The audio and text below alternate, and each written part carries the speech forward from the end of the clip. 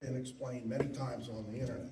Now, he didn't write a bio, so I have to ad-lib this based upon all the things he's told me over the last 2 days. And, oh, don't get nervous. He's from Utah, so he's come a long way to be with us, and I, for one, really appreciate him taking the time and the money to be here with us. And check his booth in the back when you get a chance and have a chat with him about his Marini. This afternoon, I believe, with Gordon, if I'm correct.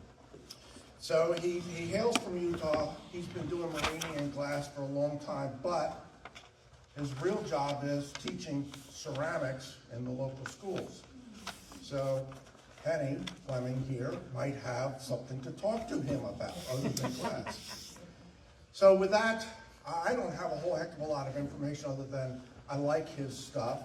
That's why I asked him to be here, and he's going to share some experiences and his knowledge base with us. So let's welcome Stephen.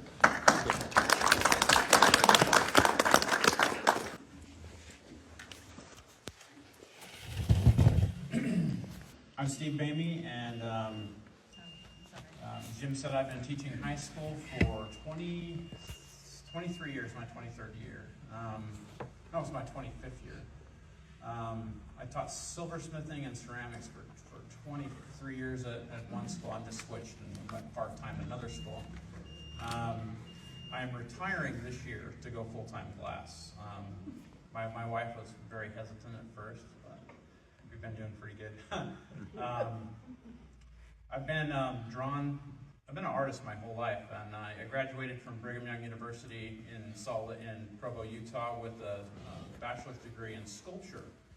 The reason I picked sculpture is I was originally a painting major, and when I went to the sculpture studio, they were listening to the Nirvana and the music I liked, and they were cooking a turkey in one of the kilns for Thanksgiving. And the painting people would put their headphones on and were extremely boring. So I was drawn to fun, and the sculpture people were fun. And so I got my sculpture degree, and my wife was like, "What are you going to do with your sculpture degree?" I'm going to sculpt. And she's like, "No, you're going to teach high school." So she sent me back for another year, and I got my teaching certificate, and I taught high school forever, and I really enjoyed it. Being an art teacher is great for experimentation also. I would like to thank my students for letting me, it's like I try out glaze recipes on them. I learned a lot about glass through pottery, and I've been intrigued with the glazes on top of the pottery more than I was the pottery itself. I like sculpture, but I was very intrigued with glass. And I was very fortunate to get a job at Sundance Ski Resort early on in my career, like 1997, and I helped a man, I can't remember his last name. His name was Peter, but I forgot his last name. He was a glass blower from Arizona, and we built a hot shop out of nothing, basically, at the Sundance Ski Resort. We built a tank and a nailing kiln, and we just built it. He just stayed for 3 weeks, and I helped him build the studio, and I learned rudimentary glass blowing skills there. In 1997, I quit blowing. When it was 2007, I left Sundance, and that was before the internet, really. And I didn't understand. The Marini we used in glass blowing back then were just some little chips from Murano. And I was like little bullseyes and stars, and I was intrigued by them, and I like to blow them up big and when we make bases and things. But I didn't understand Marini. Let's talk about Marini making in America. A lot of American Marini artists, like someone released a book a couple of years ago, and I think the only American Marini artist in that book was Lawrence Stump. And there's more of us out there. Marini is also I think it's like the bastard stepchild of the glass blowing world. It's like we're there, but we didn't really count. I didn't feel like it. But it's kind of interesting how the collectors made the Marini market grow, and it's been a blessing to me because I started out, I knew nothing about Marini. And I'll show you some slides. So I was in a pottery booth, and I was a studio potter for 17 years. And it was a slow pottery festival, and I got talking to the lady in the booth next to me, and her name is Jody McDougall. And I was like, how do you get the picture in the glass? And she's a bead maker, and she spent a lot of time explaining Marini to me. And she had taken Lauren Stump's class 3 or 4 times, and I was really intrigued by that. At the time, I was a silversmith, which is another mania. I taught myself silversmithing. Every time I get a mania, I tool up and go professional at that for a while. So I had a pottery studio at my house and a silversmithing studio at the time. And when I met Jody, I'm like, how do you get the pictures in the glass? And she basically told me about it. And a week later, I got on the internet, and there was a Lampwork, etc. website. And I just totally mined that thing. And I ended up at a garage sale on there, and I had a Nortel miner torch and $150 worth of Effetra glass. And I got every book in the library on bead making, on glass blowing, and I was trying to figure out how to figure out Marini, but there was nothing. At that time, there was nothing on Marini in the public. The websites, there was 1 or 2 in the weird glass forums. There was 1 or 2 websites you could find that talked about Marini, but no one did a demo. Lauren did a demo at Corning, which was very helpful to me. But it was, the camera angles were on Lauren most of the time, not on what he was doing, so it was really hard. And at the time, $800 to have a private lesson with Lauren was really rough. I couldn't hack it. So I was like, I met Jody, and she's a superb Marini artist. She's amazing. This is her, and this is a little paperweight she made, and I got little foxes on my shirt right now. Jody, but. I said, you got to teach me Marini, and I called her a few times. She says, oh, I don't teach. But I noticed on her Etsy store, she had a $150 beginning bead class. And I bought it before she could take it down. So me and my son, I took my son with me, and we signed up for a class with Jody. And she was trying to teach us beginning bead skills. I'm like, yeah, beads, like, they weren't very interesting to me. I've already been making beads for a week or 2. And I'm like, well, how do you get the picture on the glass? How do you make the Marini? And I talked to her. It was supposed to be a 3-hour bead class. Ended up going 10 hours. And I had her make me a little skull Marini while she was there. And it was amazing. And she's like, you guys have to leave right now. I said, I didn't think she ever wanted to see me again, but I was persistent. So the struggle was real. I had a Nortel miner torch and no kiln. And my wife's like, you can spend $100 a month on glass. It's all you get. And it was like, so there's France art glasses where I spent all my money for like 5 years. But these are some of my beginning Marinis. I made, I started making skulls, and this is, you see the little components. They were small. I had to make them. I had to hurry and make all the components. I had no kiln. So I had to warm everything up in the flame, and I had a fiber frac, or a ceramic fiber blanket to put the Marini on when I get them finished, when I first started, and that was extremely frustrating, because I had to start and finish a Marini pretty much in one sitting, because you couldn't just put it in the kiln and go get a drink. This is about, I'm trying to think, I was looking at the thing, so it's like, this is 2011, and this would be, halfway through 2011, I already made about 40 different skulls. I was obsessed until I got, and faces I wanted to do faces. I had a painting background, and painting with color was nice, but the glass colors were hard to come by. Effetra ivory and white were the only like skin colors, and I learned from Larry Henderson and Ken Schneider. I was bugging them online on the glass forums all the time and asking them questions, and they were very helpful in how to mix colors with a drill. And soft glass color, when you mix it with the drill and the torch, you take the rods, put them on the end of a punty, and then you hit the drill, and it's in the flame, but the soft glass will actually spin off the rods and fly across the room and light things on fire. You have to be really careful. So I was drill mixing my own color, trying to get mostly skin tones or the elusive colors. Effetra has a wide range of beautiful color. And that's my son right there. And he noticed his hair is all spiky. That was back in his high school days. I think he's 15 in that picture, and we started out at the same time. And I've noticed there's a little a dental burnout kiln that I got it was like $200. I took cut a door in the kiln and rigged my own bead kiln so I could stick the mandrels into the door. That was interesting. This is my first big boy torch, Nortel 8M, still pitifully small for Millie Making. This is big old Millie. So when I got that bigger torch, first thing I did is melt the blinds. I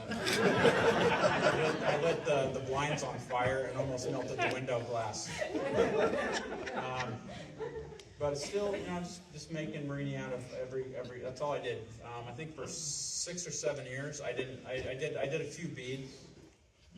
And there's my little beads, my pathetic encasements. I would try to sell them. I did a million art festivals, and I would try to sell the beads, and people bought them. I'm very grateful to those people. A whole bunch of Boehme beads. There are hundreds of them, and I don't even know where they are. But I started a forum there's a melting pot. It was a Marini a week, and I kept it going for 3 years, where I'd make a Marini image every week. They have to get good at something, you have to do it for 10,000 hours. And to hit that 10,000 hours, you have to be very obsessive. And I was making glass every day. I taught high school, so I had like 2 or 3 hours every night, and then on the weekends I'd blow glass. In between soccer games and my kids. I started making some zombie Marini. This was a grateful when The Walking Dead came out, and we were kind of obsessed in our family with The Walking Dead. And Brian Bowden is a marble collector that I met, and he says, "Well, you should make me a zombie marble." I'm like, "Yeah, right." And I had no idea how to make a marble, and so I bought a cheap marble mold from ABR Imagery and set out making some marbles. And there's some early Boehme marbles. These are 2011, 2012. And I did some sculpting. This is the skull in the corner. I think this is laser pointer right there. This skull right here was, I made it out of clay, cast it in a plaster of silica mold, and then painted it with China paints from ceramics. And then I encased it just with a big rod, getting it hot, just plopping it right on top of it and rolling out. So I'd like to do more of that. And this was my last big Marini project in soft glass. I did a few. I started making portraits. This is when the Lord of the Rings came out, and Gandalf. And things that I love about soft glass, it's easy to mix colors. It's so nice. So many different colors to choose from. Switching to Boro, it's less likely to explode. And some of my Marini I started to make in soft glass started to get really big. And if you're not paying attention or keep a Bunsen underneath them, I had a couple $3,000 mistakes, and they just exploded all over my studio. And so with Boro, I was able to work longer, and I was able to get more detail into my work. So these are my first Boro images. And if you look, there's still pottery in the studio, up on the shelf. I tried to have a glass bench and a pottery studio. I had a 30 cubic foot ceramics kiln in the backyard, and I had a huge kiln inside the garage. It could fit like 150 mugs, and it was just like, after I got my first big boy torch, it was a Bethlehem Bravo, and all the pottery equipment went. I just gave it to my students. It's like, oh, there's kids would always ask me, "Where do you buy kilns?" I'm like, "You come over to my house and we lift it in the back of your truck." My pottery wheel I gave to a student. I gave all my kilns away. I still have the 30 cubic foot ceramics kiln. That one weighs 4 tons.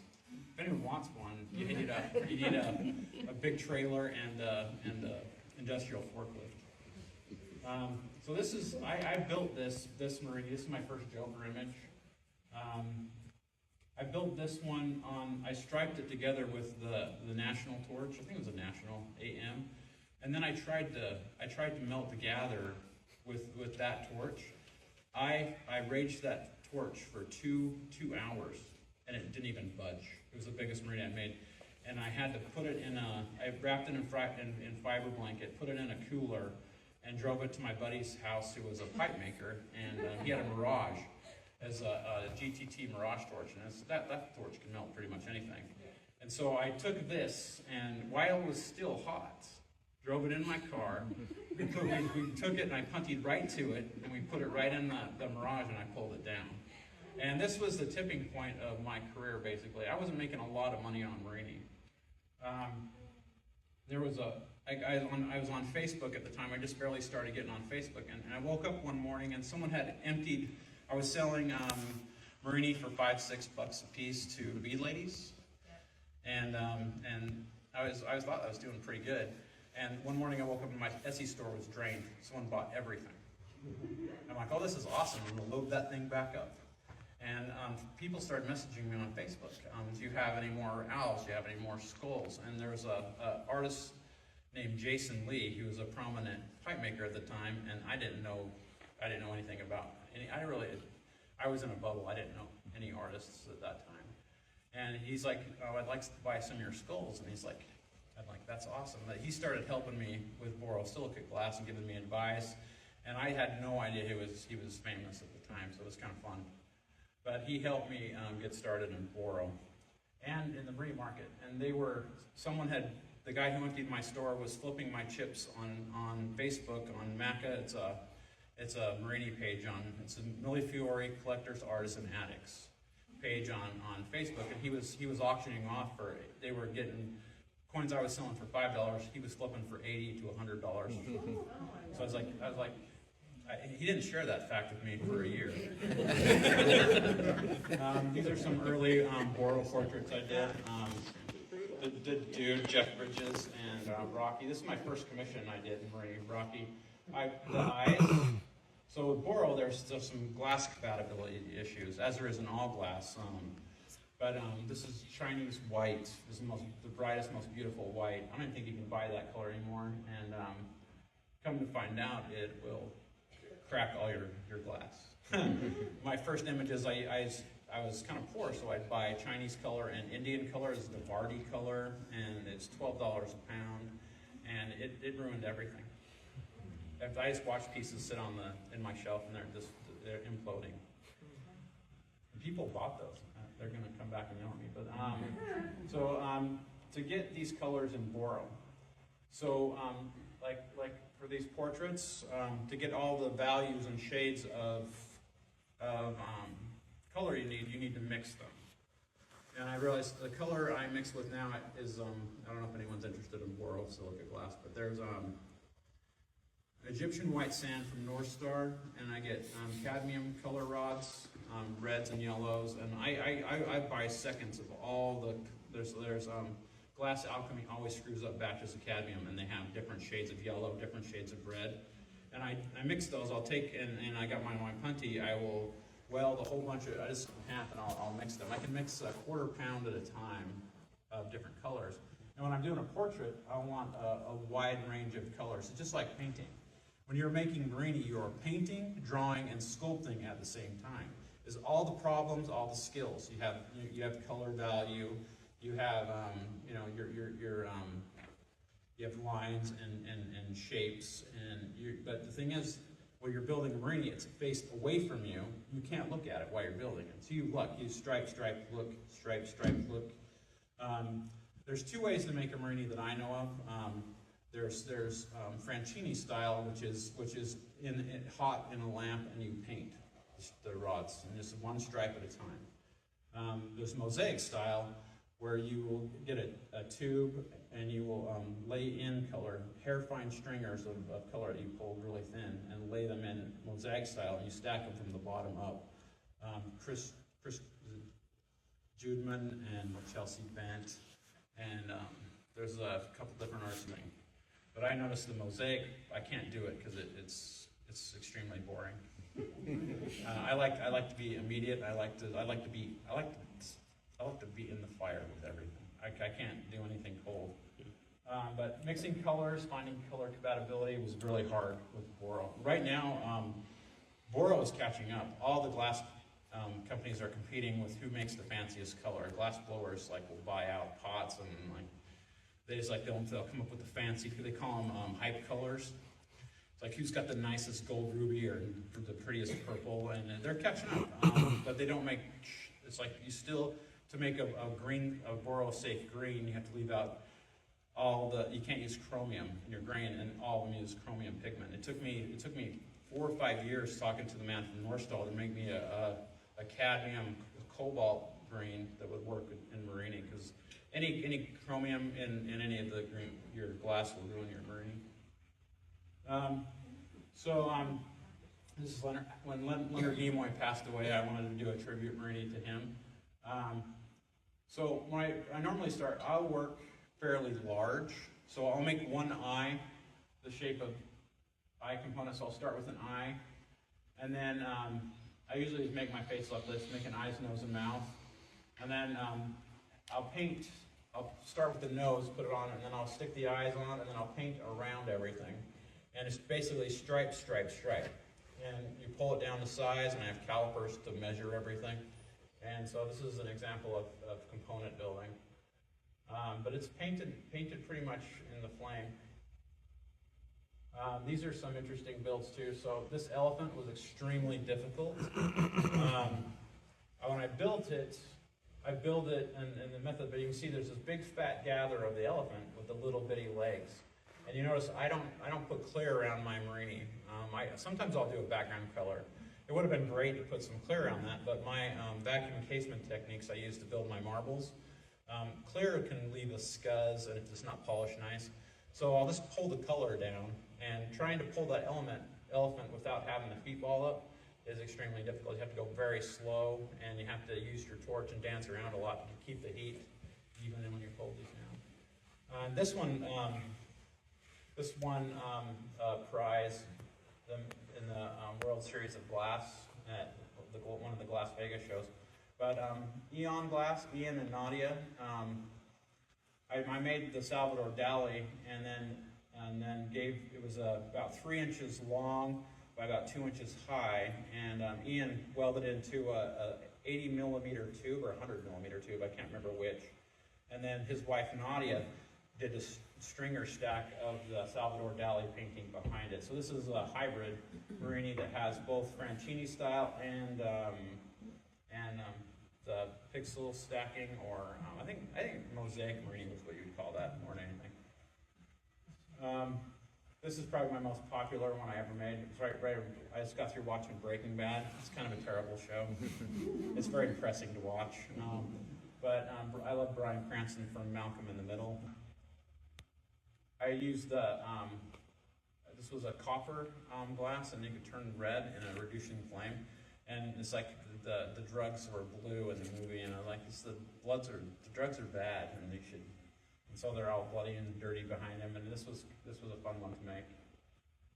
90% of the colors in that are mixed by hand. So it's like whenever I want to make a Marini, I spend 3 or 4 days mixing colors, and I make 1,000,000 stringers. And as you look at my studio, it's like it's a hazard to walk around because there's jars full of stringers everywhere.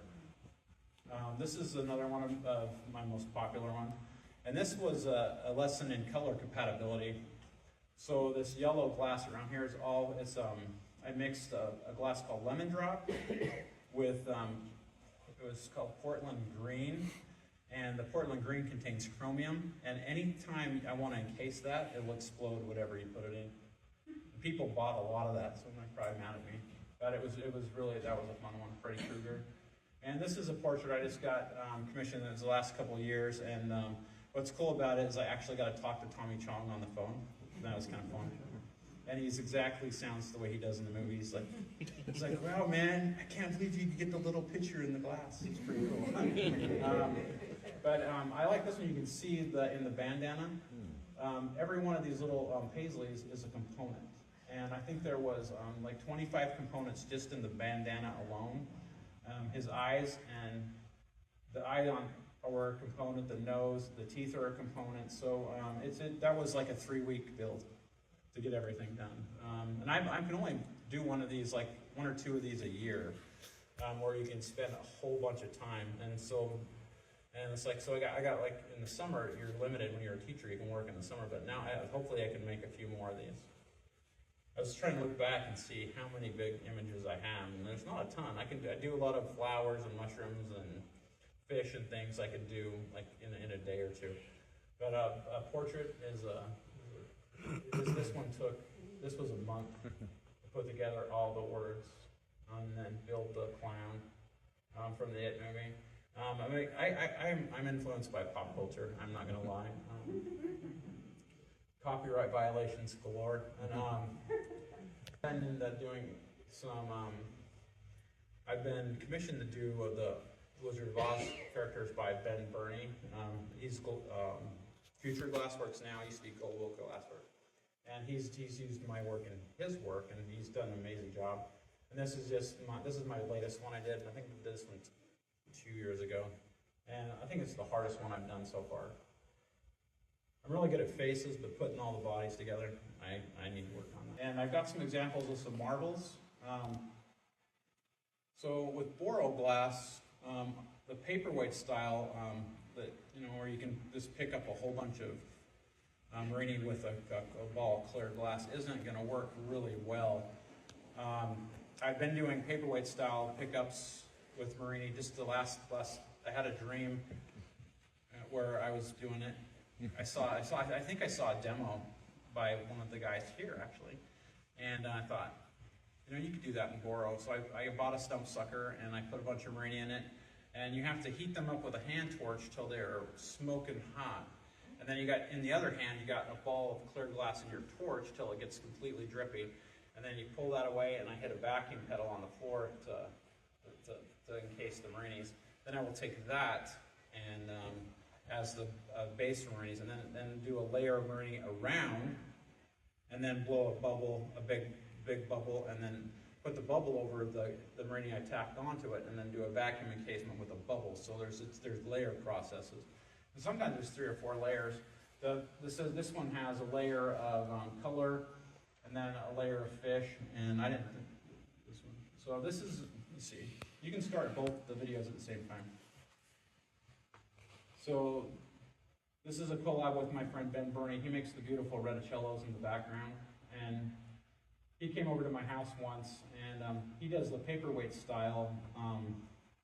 These are all on internal. He'll put them in a base, and then he started. I had a dream where he would put the reticello on the back of one of my paperweight pickups, and so he started building these cores for me. His coins are in the back of this one too. These are Ben Burney's coins, and we mixed some of my coins in there. These are some of my flowers and my Buddha, and so the Buddha is on the outside, and we put that over a core. So we got.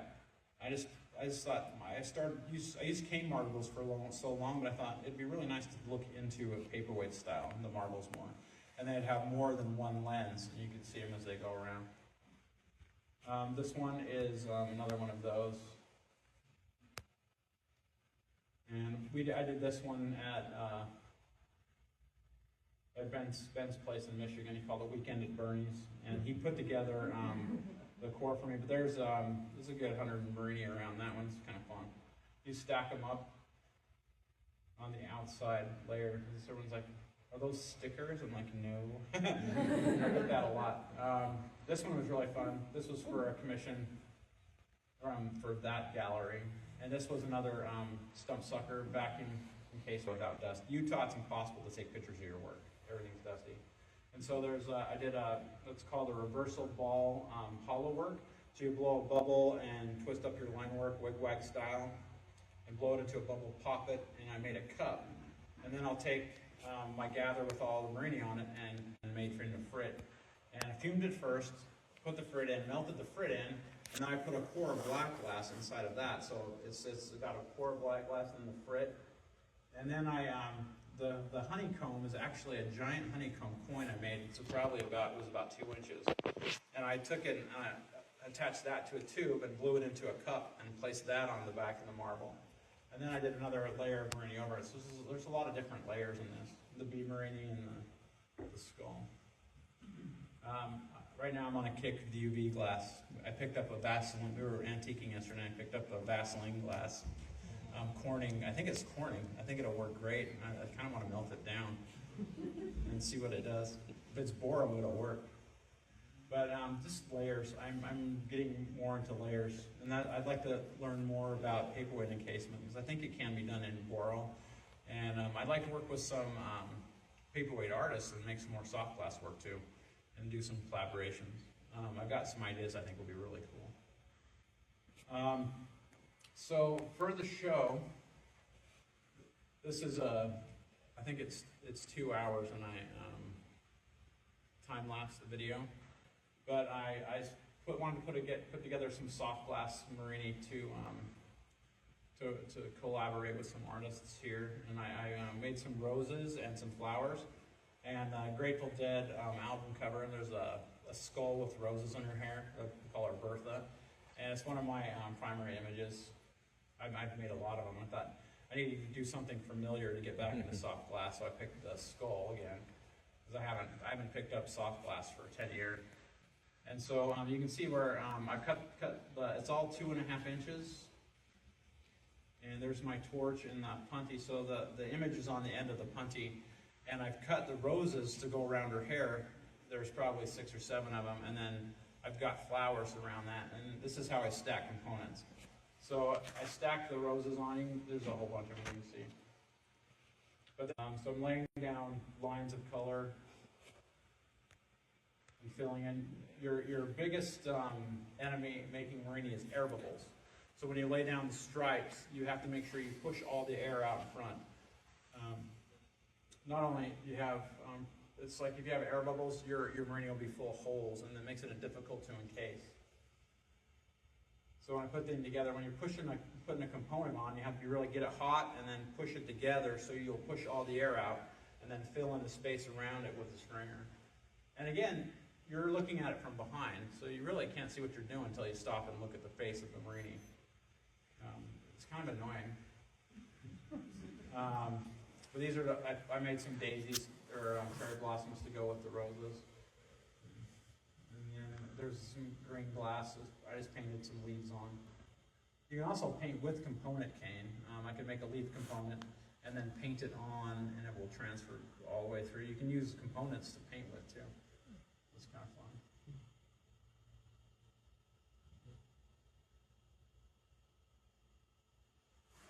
Oh, there it is. It's over. I think the next one, if you could freeze it right when I put the Marini on and see what it looks like completed. I wasn't sure how to do that. Yeah, so I want to get down. I pointed it at the camera. You can see what it looks like when it's done. Usually when you're making Marini, you can't film anything because it's glowing red, and you have to put a didium lens over your phone. But you can see it's almost done. There it is. Pop. That was very fast. I couldn't. Let's see if I can do that. Yeah, there she is. You can see the flowers. And then after I got that done, so that was probably two or 3 hours fast forwarded, and then I went through and added another layer of blue color around that. And it's all Reichenbach bars. Learning how to pull soft glass again after using Boral, because the stuff just drips, and I had to figure out. So I had a lot of practice. I was cutting down those on Boral, the Reichenbach bars, putting them in the kiln, and pulling stringers. It was very good practice, learning how to pull cane again. So this is after I got it done. And so these are some steel punties I use. I use Boral punties, put clear glass on the end of them. I had to find some 96 COE clear to put on, and it was a struggle to find some nice clear. But I found this really crappy Spectrum Nuggets 96. They were full of air, and they would explode every time I tried to put one in the torch, even after they were heated up in the kiln. So the gather is attached to the 2 handles, and then you heat it up, and then I'm gonna pull it. And with soft glass, it was like, it's just really refreshing, because the stuff actually turns liquid and pulls. You don't have to sit and it was super, just let gravity pull it down. It was really nice. But you have to, when you pull it down, you have to think about the size of the cane you want to use. And you let heat and gravity do most of the work. Trying to keep the line straight as you pull it down was kind of fun too. The only problem with still punties is when the glass leaves the still punty on the ends, they explode off the end of the punties in the kiln. You try not to get a dog bone, try to pull the cane long and pretty. Sometimes you gotta heat up an end of it. Sometimes my wife will come out and I'll yell really loud and make her come out, and if I'm making a long cane, I'll make her come out and put on gloves and pull the cane with me. It's the only time she'll ever come out in the shop. She considers herself an expert on cane pulling. On some of my videos, she's commented on how people suck at cane pulling because they're all twisted up. It's really funny. Any questions? Is your son still doing it with you? Yes, my son is a better glass blower than I am. He mostly makes borosilicate pipes, but the market for pipes is kind of dying off a little bit. I'm getting to make more marbles. We've made some cups together, but he's an extremely talented glass blower. Yeah, we started at the same time. He's moved away now, but it was really nice having him in my studio because he could teach me things. I don't know if he wanted to teach me things, but I would ask him questions a lot. Yes, sir. Yeah. So a lot of the Marini artists, you focused on more of the pop culture, but a lot of, it seems like 80% of the Marini Boro artists are focusing on cartoon characters. Any thoughts on why? Because they sell good. Any copyrighted image, the marketing's been done. So it's just sell Marini. And it's easier. Cartoons are like way easier. I like to make them sometimes too. It's refreshing.